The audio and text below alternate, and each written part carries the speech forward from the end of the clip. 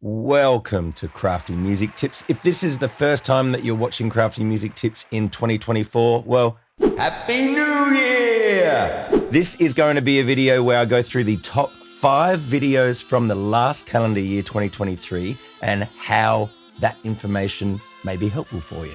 Now, of course, if you're a die-hard regular viewer of this channel, you're going to be like, yeah, whatever, I already know all of this stuff. Boring. Wait, this might be the answer we're looking for.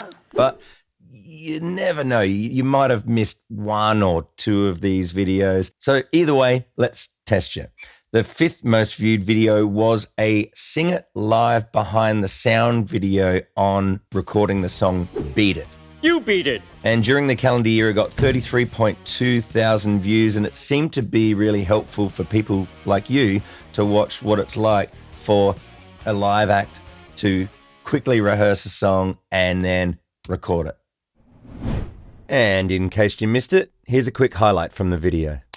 Now, if you're a guitarist and you've actually really listened to the song Beat It really closely, you'll know that it's more than just the cool riff and the fancy guitar solo. There's actually quite a little bit going on in the rhythm parts. So Crafty's gonna do the bits in the circles. I was just like, if there's 2 guitars, we'll just do that.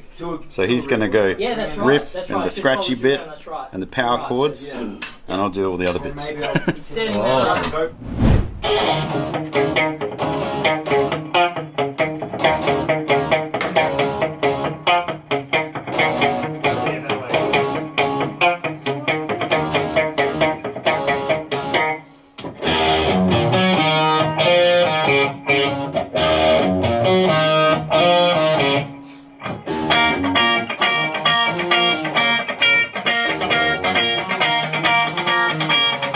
All right, so that was just a quick snippet of that video. Obviously, if you want to see more, I'll leave a link somewhere, definitely in the description below as well. So the number 4 video is how to identify time signatures. Now, this got just a little bit more in views in comparison to the last video with 33.4 thousand views in the calendar year. And so it seemed to be really helpful for people because what I do in the video is I go through how you can identify time signatures just by listening.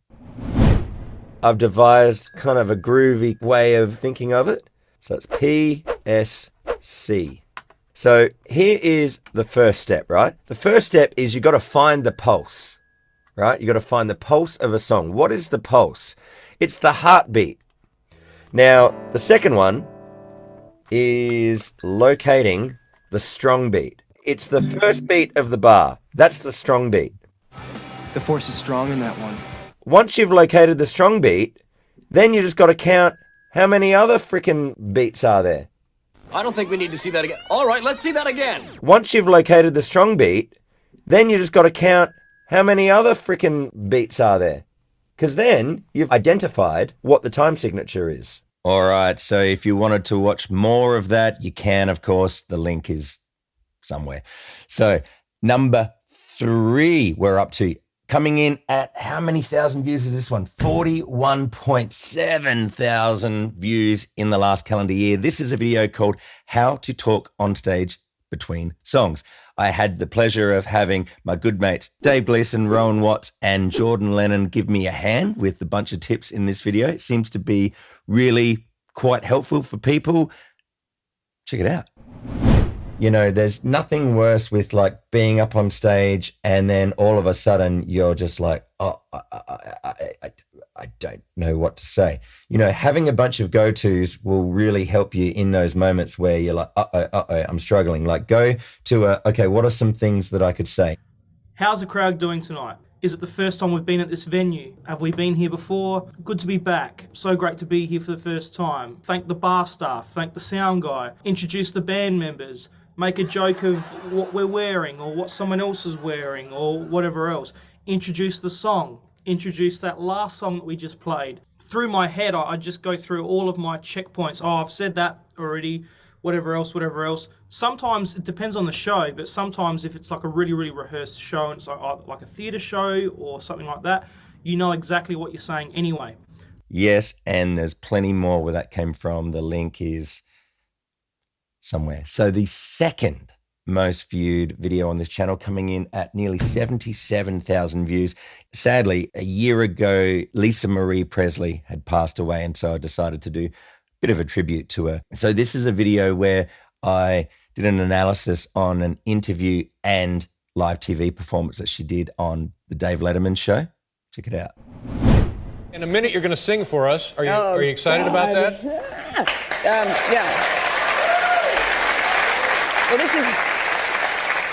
this is only my fourth time in front of a crowd, so. Really? And it's, of course, you know, on national television, Yeah. so.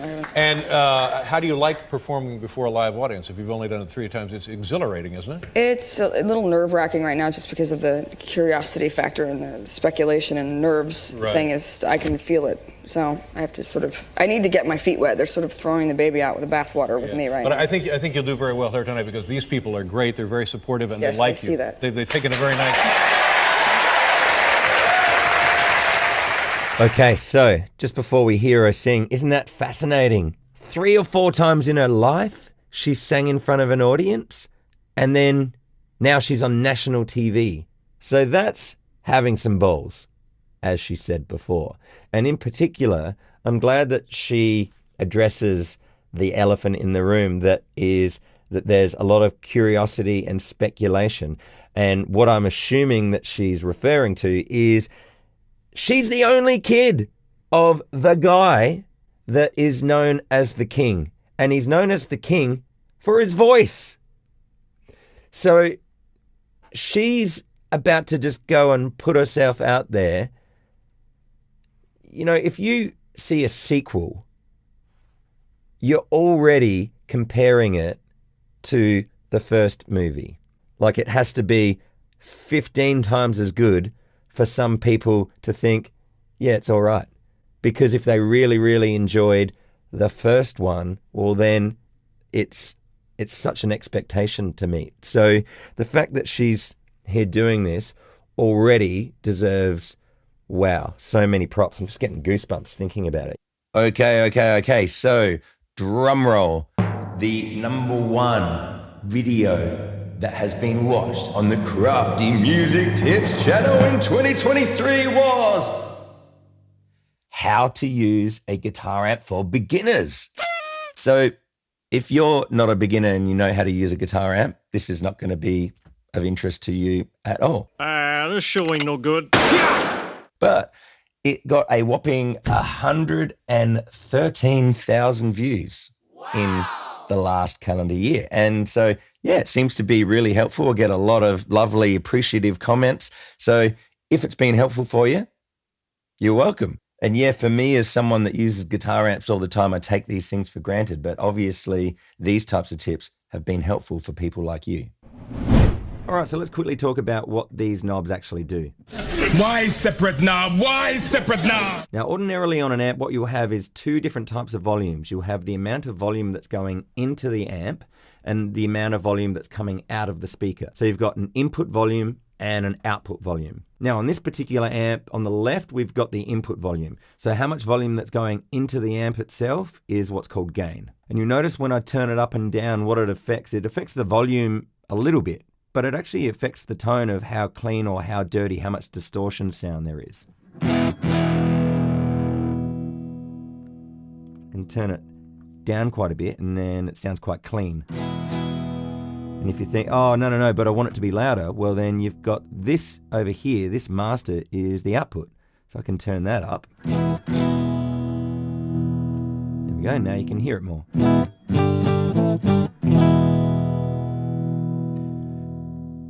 But perhaps you're into punk or metal and you think, no, I want it to be really distorted, but I don't want it that loud that my ears bleed. So in that case, you just turn the gain up.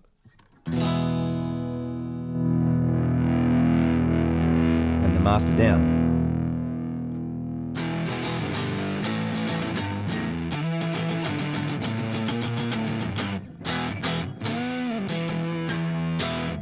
Okay, so there you go. There were my top 5 videos for the last calendar year. Now, were any of them helpful for you today in this video? Is there another one that was quite helpful for you that you reckon should be mentioned? Leave me a comment below. If you haven't already done so, go peruse a bunch of the different wide range videos here on the Crafty Music Tips channel, and I'll see you in another one really soon. Whatever you're doing, wherever you are, I hope you're rocking, and just don't forget that you don't have to do every single thing right now. Just do the next thing. I'll see you really soon. Cheers.